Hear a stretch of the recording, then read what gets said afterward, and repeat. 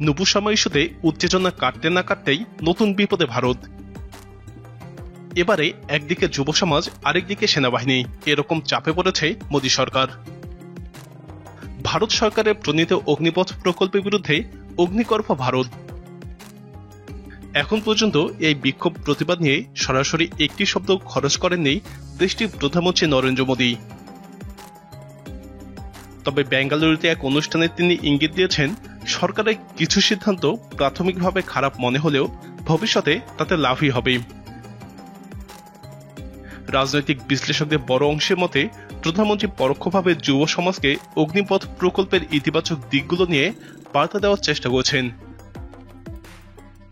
যদিও ক্ষমতাসীন দল বিজেপির নেতৃত্বের একাংশের আশঙ্কা, যেভাবে ওই প্রকল্পের বিরোধিতা শুরু হয়েছে তাতে কৃষি আইনের মতো অগ্নিপথ প্রকল্প প্রত্যাহারের জন্য রাস্তায় হাঁটতে হতে পারে সরকারকে।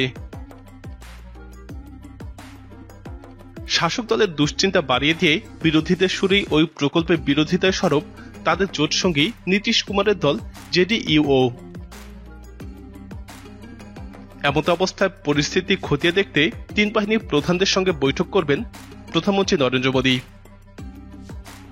অগ্নিপথ প্রকল্পের বিরোধিতায় যেভাবে যুব সমাজ পথে নেমেছে তাতে কপালে ভাঁজ পড়েছে বিজেপির নেতাদের।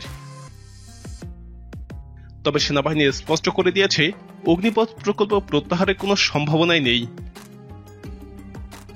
কিন্তু ভারত জুড়ে প্রতিবাদ বিক্ষোভ সরকারের মাথা ব্যথা বহুগুণে বাড়িয়ে দিয়েছে।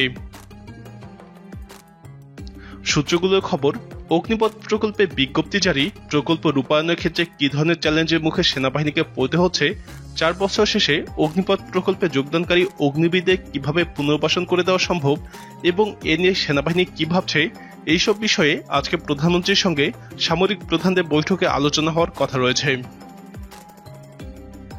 অগ্নিপথ প্রকল্পের বিরুদ্ধে আন্দোলনের মূল চালিকা শক্তি তরুণ সমাজ। এই ক্ষোভের আগুন যে বিশেষভাবে চিন্তায় ফেলে দিয়েছে তা দলের ভিতরেও মেনে নিচ্ছে অনেক বিজেপি নেতাই। 3টি কৃষি আইনের বিরুদ্ধে মূলত পাঞ্জাব, হরিয়ানা এবং পশ্চিম উত্তরপ্রদেশের কৃষকেরা আন্দোলনে নেমেছিল। আন্দোলন মূলত সীমাবদ্ধ ছিল দিল্লির আশেপাশের রাজ্যগুলোতেই। তাতেই 1 বছরের আন্দোলন শেষে ওই আইনগুলো প্রত্যাহার করেছিল সরকার। কিন্তু বিজেপি পেছন থেকে সরে যায় কৃষক সমাজের একাংশ। এখন কৃষক নেতা রাকেশ টিকাওয়ের জানিয়েছে, আগামী 24শে জুন দেশজুড়ে অগ্নিপথ প্রকল্পের বিরুদ্ধে প্রতিবাদ জানাবে সংযুক্ত কিষাণ মোর্চা। ওই প্রকল্পের বিরুদ্ধে প্রতিবাদ বিক্ষোভ ইতোমধ্যে ছড়িয়ে পড়েছে পূর্ব এবং দক্ষিণ ভারতেও। তেলেঙ্গানা রাজ্যে একজন প্রাণও দিয়েছে এই বিক্ষোভ আন্দোলনে। বিজেপি শিবিরের একটা অংশের মতে আন্দোলনকারীদের উপর বেশি বল প্রয়োগ করলে হিতে বিপরীতের আশঙ্কা রয়েছে। একই সাথে এই আন্দোলন স্পষ্ট করে দিয়েছে ভারতের বেকারত্ব সমস্যাকেও। বিরোধীদের মতে মোদীর সময় বেকারত্ব তীব্র থেকে তীব্রতর হচ্ছে। সেই ক্ষোভ উস্কে দিতে কাজ করছে অগ্নিপথ প্রকল্প। অথচ সরকার চাকরি দেওয়ার পরিবর্তে যুবকদের কাছ থেকে চাকরি কেড়ে নিচ্ছে। ফলে যুব সমাজের সমর্থন হারানোর আশঙ্কা তৈরি হয়েছে বিজেপির ভিতরে। গত 8 বছরে বিভিন্ন মন্ত্রণালয়ে কয়েক লাখ পদ খালি থাকলেও নিয়োগ কার্যত বন্ধ। তারই মধ্যে সামরিক বাহিনীতে স্থায়ী চাকরি কার্যত বন্ধ করে দেওয়ার এই সিদ্ধান্ত দলের গ্রামীণ ভোট ব্যাংকে বড় মাপের ধস নামাতে পারে বলেই আশঙ্কা দলীয় নেতাদের।